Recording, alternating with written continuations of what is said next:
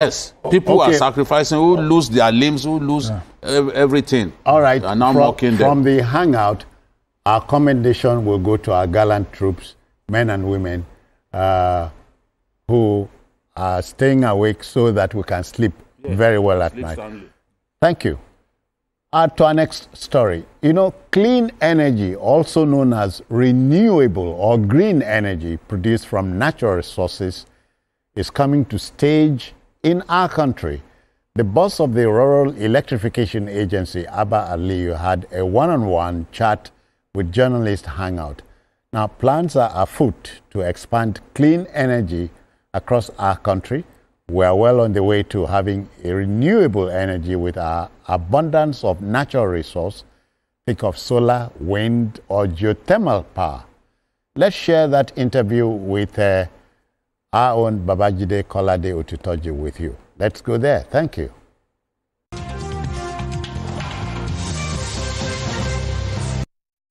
This is a special interview with the CEO of Rural Electrification Agency, Engineer Aliyu Abubakar. Engineer Aliyu Abubakar has been on the saddle for some months now. Good to see you and good to interface with you on a day like this. Thank you. You've been on the saddle for some time. How would you describe the experience and how much joy does it give you every time you achieve your aim? Thank you very much. Yeah, as you rightly said, I've been the Managing Director and Chief Executive Officer of Rural Electrification Agency for over a year. Being at the helms of the affairs of the Rural Electrification Agency is a different ball game. The challenges are quite enormous. Yeah. The country, Nigeria, it's one country that has the highest number of people that are without access to electricity. Reason being that, one, the rate at which the population growth in the country vis-a-vis the electrification rate are not going hand in hand. Yes. And secondly, also, it's also the fact that most of the electrification infrastructure are very old.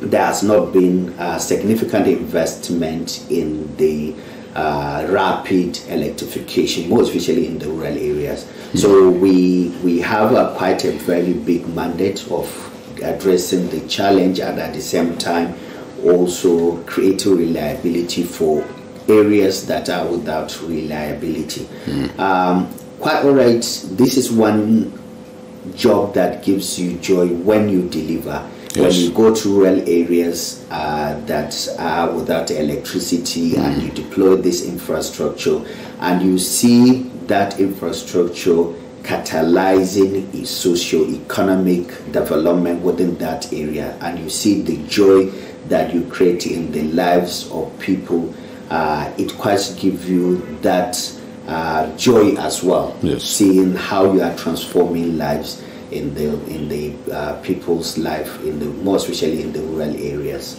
Talking about our people in the rural areas, from your experience and with working with your partners, do you think that if they are given electricity access, they will be prepared to pay?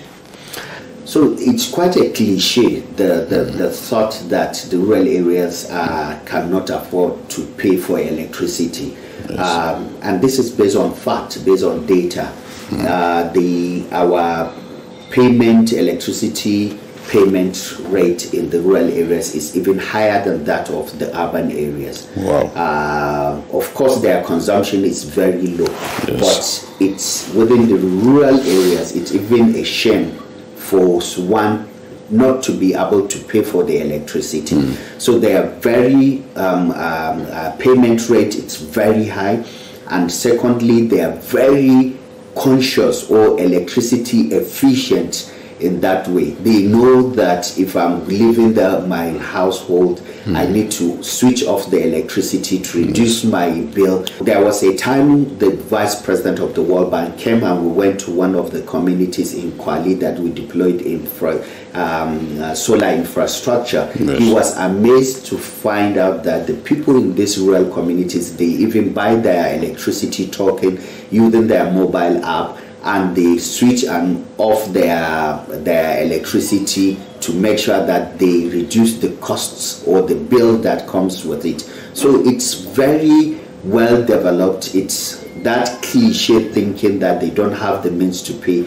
It's not there. It's just thinking they pay for electricity, they have the means to pay for electricity, and the electricity deployment in these rural areas also catalyze economic activities for them to even have more economic means to pay for this electricity. Yes. Do you experience energy theft, as is often the case with the discourse, that in terms of renewable energy, does it happen? So because wherever we go, when we produce, when we deploy our infrastructure, we deploy it with 100% metering. All the rural areas that we put our mini grid, that's 100% metering. Not only that, we also deploy our Scada system. That is a system that we use to detect every electron that is being generated, where it goes, and accounting for that electron.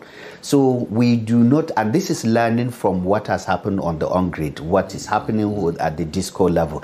So that is why, as we go, we deploy the distribution network, we do metering, and we ensure that we have a means of communicating. From this office, we can communicate with all the mini grids that we deploy. We can see the level of generation, we can see the level of consumption, even at a point of sale level, which is at the meter level.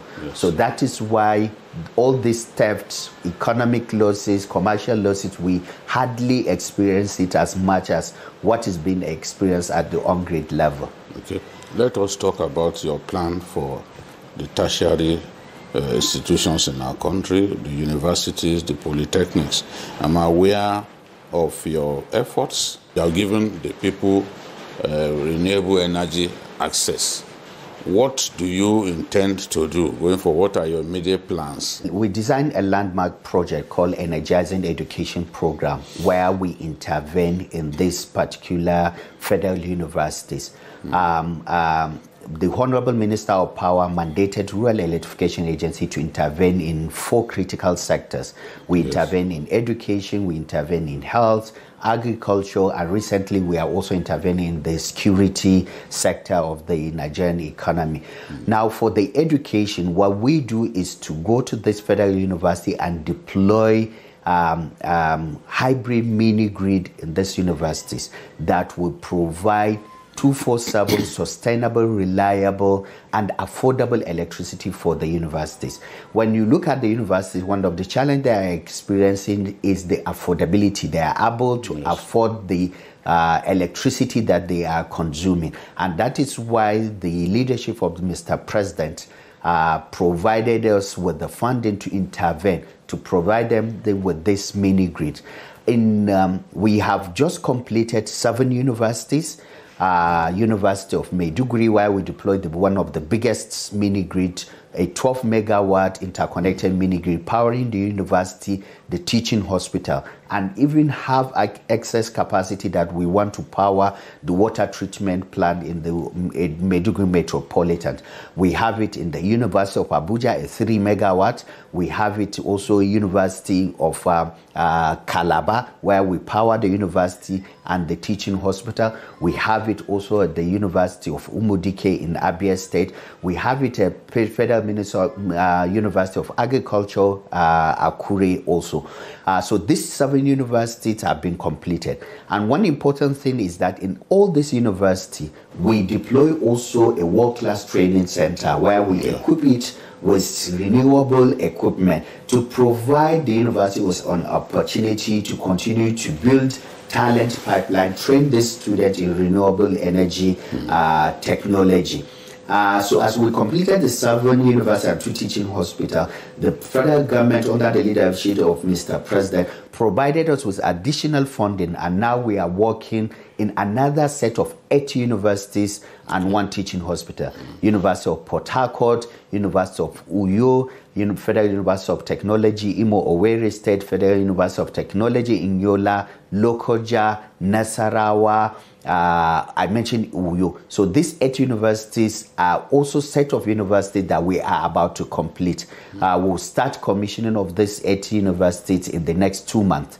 And at the same time, as we are completing this round, the federal government, still through the Renewed Hope Infrastructure Fund, provided us with additional funding to intervene in another 8 set of universities. Obafemi Awolowo University, University of Ibadan, University of Lagos, University of Nigeria in Nsukka, Ahmadu Bello University, Federal University, Wukari in Taraba, Federal University in Dutse, Jigawa State, then University of Benin. This set of 8 universities, we just signed a collaborative agreement with the university and the Federal Ministry of Education, and we are now about to intervene in these universities.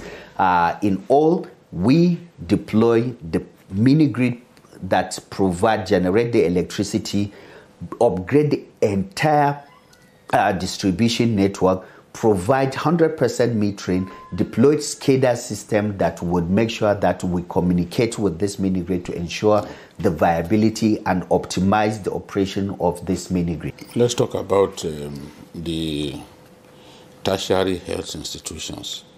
It was in the news some time ago that, the University College Hospital, Ibadan. UCH, yes, which is the teaching hospital of the University of Ibadan, was owing a lot of money, and the discos disconnected power to them. What are you doing to assist these tertiary health institutions to have access to electricity so that they can continue to provide service efficiently? So the swiftness of the Honorable Minister of Power is what made us to quickly deploy and start designing this intervention. Like I told you, under the Renewed Hope Infrastructure Fund, we are now targeting the University of Ibadan and the teaching hospital. Yeah. And I told you that we also intervene at the University of Maiduguri Teaching Hospital, University of Calabar Teaching Hospital, and University of Port Harcourt Teaching Hospital. So we have that specific also design intervention in different health institutions. Yes. I must also said that we deployed 50 containerized mini-grid in 100 different federal, tertiary, secondary, and primary health centers across the country. But even beyond that, the president approved a concept, the National Public Sector Solarization Initiative, where we got a funding of about 100 billion under the 2025 capital project. Through that intervention, we are also going further to intervene in other health institution. We are going to intervene in Aminu Kano Teaching Hospital that is under Bayero University, Kano. We are going to intervene at the National Orthopedic Hospital that is in Enugu. We are also going to intervene in federal medical centers. So all these interventions are being designed to make sure that these critical health infrastructures are also provided with sustainable, reliable, and cost-effective electricity in that. Not only the health, like I mentioned, we also intervene in agricultural sectors where we map different agricultural hubs, agricultural clusters, yes, and deploy this mini-grid to, 1, increase the agricultural production, and 2, reduce post-harvest losses, which is one of the greatest challenges affecting the food security in the country. Yes. We provide this reliable electricity where farmers that work within these clusters or hub will have opportunities to preserve their food produce, and at the same time also process it. One of our landmark project that is called the Africa Mini Grid Project. Currently, we are deploying 18 mini-grid in different agricultural hubs and clusters, one of which is in a community called Alheri community in Kwampam in Jos Plateau State, where they produce rice. By deploying our mini-grid, it has reduced their cost of production by 50%. That makes them more competitive, and they can go back to their processing of this rice in it. So this is what we are doing in these sectors. Yeah, a country like Morocco has made a name for itself in terms of renewable energy, especially solar. People are wondering why we can't do as much, despite the abundant sunlight that we have. Somebody said in the Jumari area of Bauchi State that is very sunny and all that. What is your vision in terms of improving the access to electricity through the renewable energy module? I can say without any doubt that Nigeria, under the leadership of President Bola Ahmed Tinubu, is positioned to take over and go beyond what Morocco has done. Initially, before now, we know that the solar, it's an alternative source to generate this electricity, but there has never been some kind of conscious effort or putting structure for us to really harness this opportunity. It is under this leadership that we are able to, one, developed the biggest public sector renewable energy project in the entire world, which is called the Distributed Access Through Renewable Energy Scale-Up, a $750 million project funded by the World Bank, which will catalyze a private sector funding of $1.1 billion. This project has already started. It is designed to deploy 1,350 mini-grids, of which 250 of them will be interconnected mini-grid, and also electrify 17.5 million Nigerians. Not only that, based on also the Nigeria First policy, we are now working to make sure that we make Nigeria to be the renewable hub of Africa by localizing the manufacturing of most of this renewable project in the country. Already to date, we have the over 600 megawatt capacity of PV panels manufacturing and assembly plant in the country. We are in the process of deploying a $150 million investment with a Chinese company that has been working with REA for the lithium battery assembly plant in the country. We are also working with another oil and gas company that has been operating in Nigerian space that wants to diversify into the renewable for the complete 14-stage manufacturing of a lithium battery in the country. This is what is happening. Let's talk about the decision to opt for solar energy in respect of the State House. There are many people who criticized the decision and said, no, why should the State House be on solar? Why shouldn't they be on the national grid like the rest of us? Why do you think it was seriously necessary, in spite of the cost, to put the State House on solar? Why not? Why shouldn't the State House be on an alternative source of energy? The country, even before the coming of the current president, is a signatory to Paris Accord, where we commit to reduce the emission level. And one of the best way of doing that is deployment of solar energy. So State House doing that, it's the country committing to that aspect of it. So why shouldn't people, for example, ask why are the rural areas also getting this solar, or why are people in their own house deploying solar home system? I think it is just a way of showing that commitment to renewable energy, which is a new ecosystem in the country. The National Public Sector Solarization Initiative being created by the Honorable Minister of Power That is why we are going to all different government institutions to solarize them, to reduce cost of governance, so that the money that you are using to buy diesel can be used to provide more infrastructure, health centers, education, and stop. But people talked about the cost.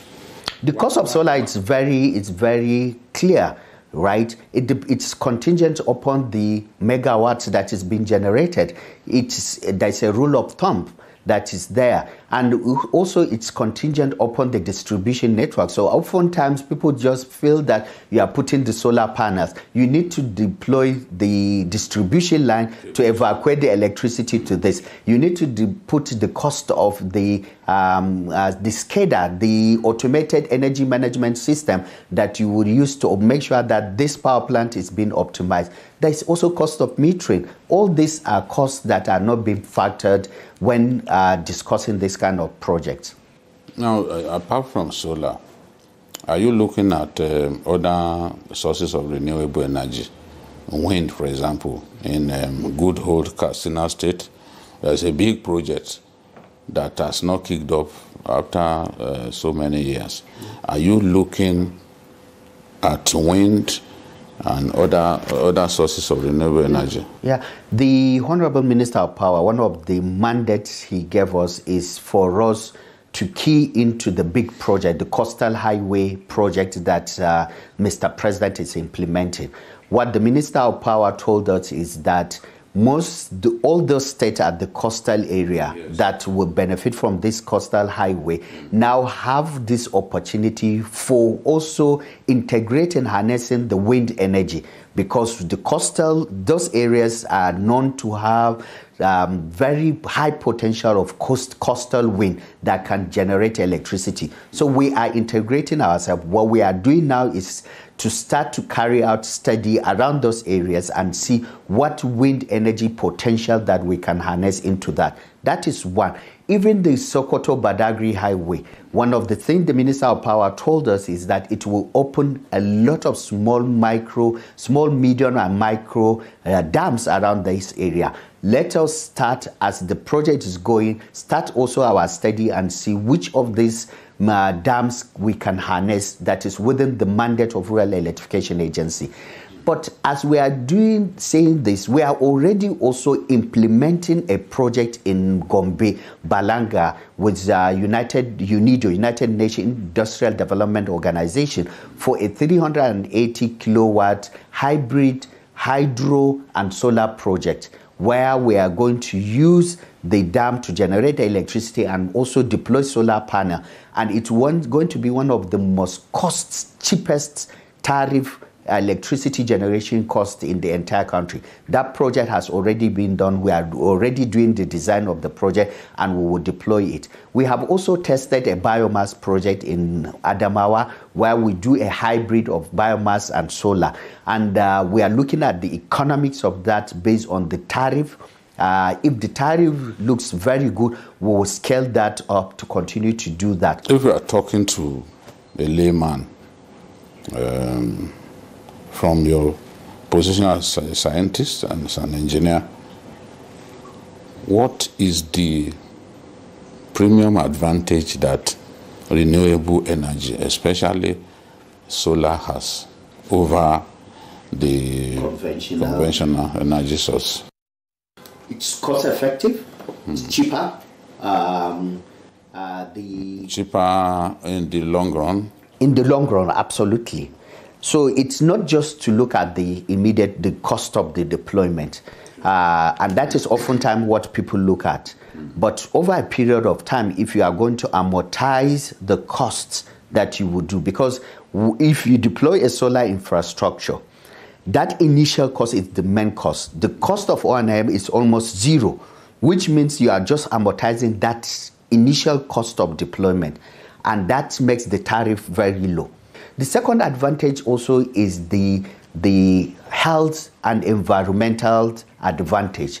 If you look at diesel, the impact of diesel in people's lives, it's something that you cannot quantify. But solar will not generate any emission that will be harmful to the individual or the society. That is another advantage of that. Then the second advantage is how easy it is to deploy this infrastructure. So you don't need to do the right of way, you don't need to do some big studies, you don't need to deploy massive infrastructure. You can carve an area, deploy the whole infrastructure, which reduce the risk of vandalism. And that is why you now look at almost all our projects, we don't experience the case of vandalism because we don't need big transmission towers that will come from the south down to the north, which would be very expensive to guard all these transmission towers. Yes. And the third, it also gives you that opportunity to sell back. If you look at other African, European countries, specifically Germany, you can generate this electricity in your own house, and if you have excess, you can sell it out. So it even gives you opportunity to generate more income for yourself. Finally, coming to work every day, what feeling does it give you? It's a feeling of satisfaction, the feeling of accountability, the feeling of burden, continuously looking at how do I navigate from the daily administrative to making sure that we switch the light. Because whatever I'm doing in the office, if we are not out there switching the light, getting people connected, it's as useless as anything. So navigating, shortening the project development period to make sure that more people are connected. How do we deploy massive infrastructures within the communities to make sure that these 80 million people that are without electricity have been reduced? And I tell you that without any doubt, before the end of this dispensation, millions of Nigerians that do not have access will have access. We are already working on deploying 42 interconnected mini grids. This has never happened in the entire Africa. Concurrently, working with 7 distribution companies, in fact, we have to seek the approval of the regulator to give us an approval to deploy beyond the 1 megawatt cap. And all these 42 interconnected mini grids are going to be from more than 1 megawatt, some of them up to about 10 megawatts. This would generate close to 100 additional clean, reliable, sustainable electricity that will inject into the grid. This is what we are doing, and this is what makes us happy, and this is what we look forward to whenever we come to the office as in Rural Electrification Agency. Thank you, MD. Thank you very much. I appreciate it. Thank you. Thank you. Thank you.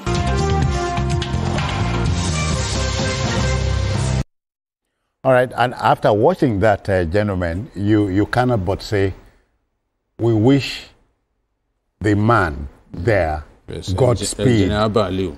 Yeah, we wish him Godspeed because, yeah, what he's telling you and I might be ambitious, but he says it is achievable because we have the thing in abundance here.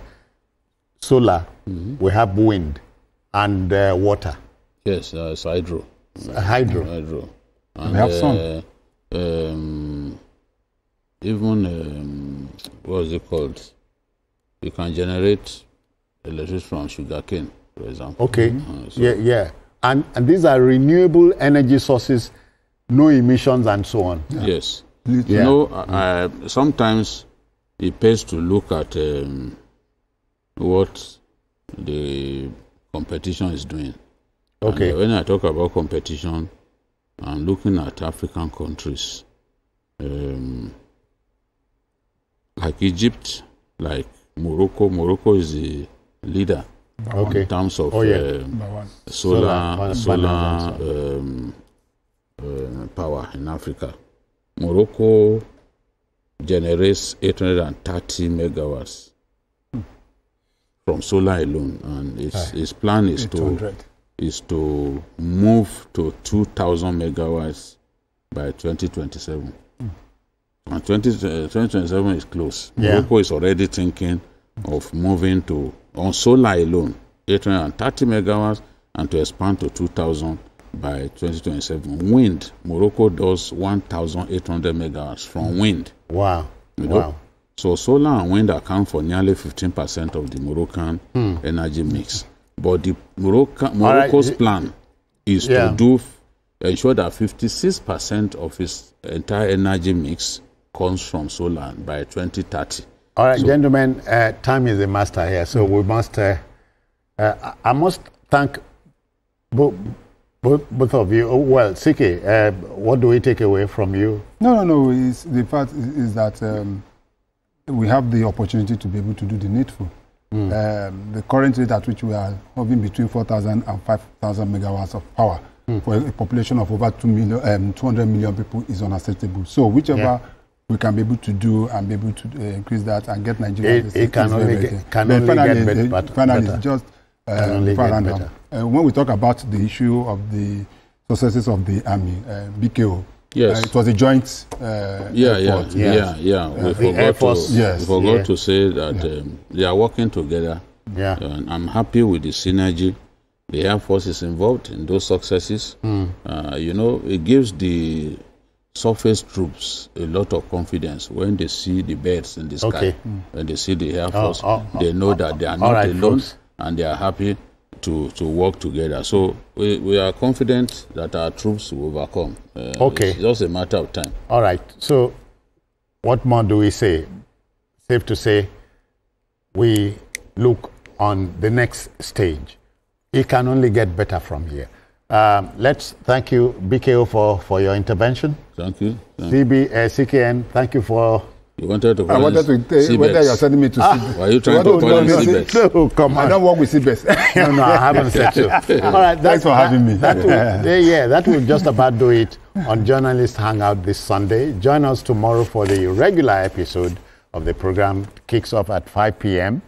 You may watch the repeat broadcast of this particular episode later tonight at 11:30. Just to inform you, we are on YouTube at youtube.com/TVC News Nigeria. And so on behalf of the ever-ready Backroom Boys, I am Citizen Jones Osen. Bye-bye now. Take care.